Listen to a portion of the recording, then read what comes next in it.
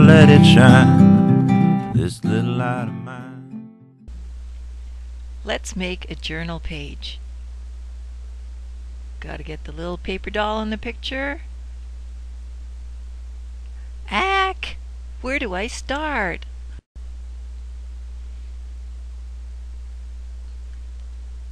I don't know how to put it all together.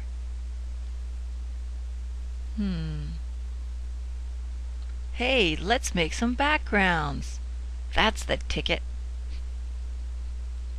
Okay, so what we're going to start off with is a couple of colors of folk art paint. I've got a green and a blue, apple barrel. And what we're going to do is we're going to do a bit of scrape painting here. So squirt a little bit of each color. Get the bit of blue out here, squirt that on, and now you're going to take a discarded credit card and you're going to be scraping the paint all over. You can actually do one color and then wait for it to dry and do another if you like. Okay, I forgot to put it on a background. I don't want to get it on the counter, so I'm getting the edges now. Okay, so we've got a background done here, and it's a lovely green and yellow background. And something you can do to actually accent the edges is to use actually a lid or a little cup like I'm using here, dip it in white paint or black paint, and then make little rings around the edges. Another thing you can do is use sequence waste and make marks around the edge, and then dip your sponge or a paper towel in white paint or whatever color you want, and then just tamp it over the sequence waste. See how cool that looks? I've also splattered it with white paint. And here, this one is just a random painted, very dark background.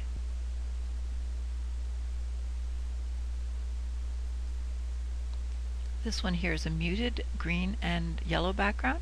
And this one is an interesting Mod Podged one of a grid, and then on top of that I put a bit of book pages and painted a little bit of gesso on, and then just put an aged sort of a sepia tone on top of it, just to make a kind of a vintagey feel to it.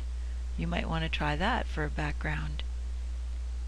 Okay, how about some borders? It's time for borders. Yay! Okay, what I like to do is photocopy. I like to draw some borders ahead of time, like checkerboards and wavy lines and columns. I really love columns. So I photocopy them after I've drawn them, so I can repeatedly use them over and over again.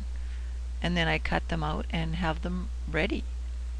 Okay, so I have a column here cut out and a little wavy black and white dot pattern.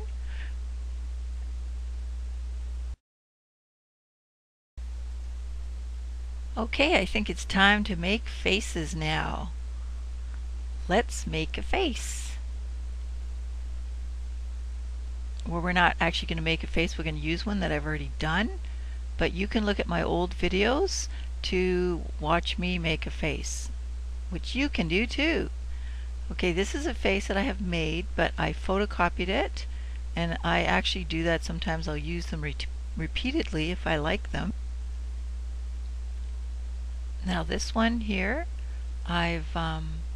what I did was I created a woman's body, sort of like a fashion model, and I've taken a paper towel and I've dyed it a few different colors.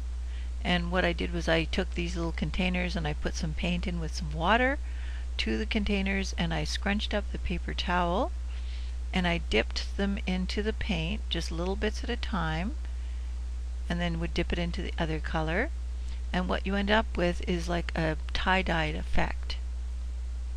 So it looks pretty cool. And then of course I embellished the headdress of the woman with beads and paper towels. I've used a woman, a cutout from a magazine, and I've added a crown and some gel pen detailing to her. Okay, now we can add some lettering. Yay!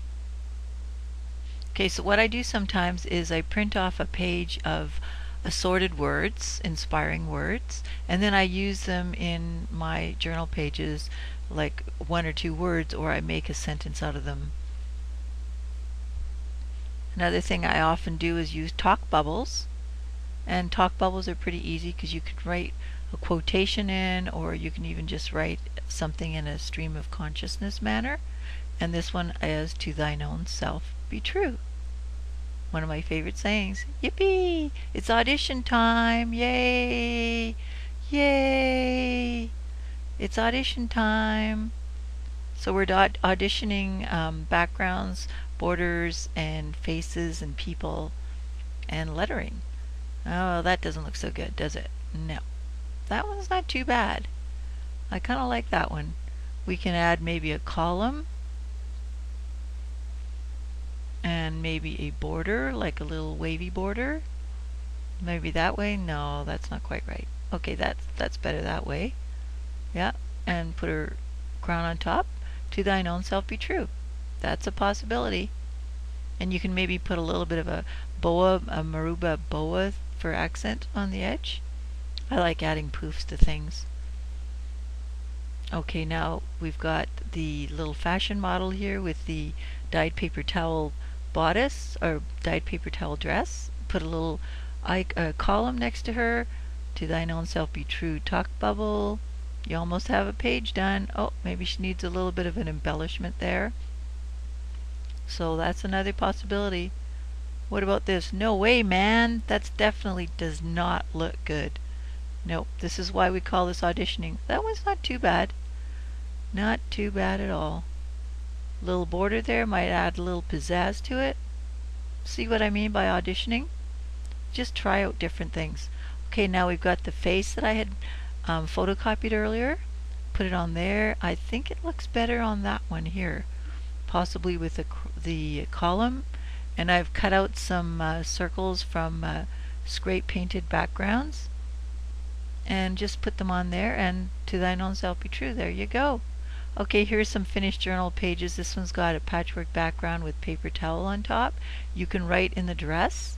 This one is Marie Antoinette, and use your intuition to make your pages. This crow wanted to be in it, and this tin can was on my walk, and it also wanted to be in on it. And it's a file folder.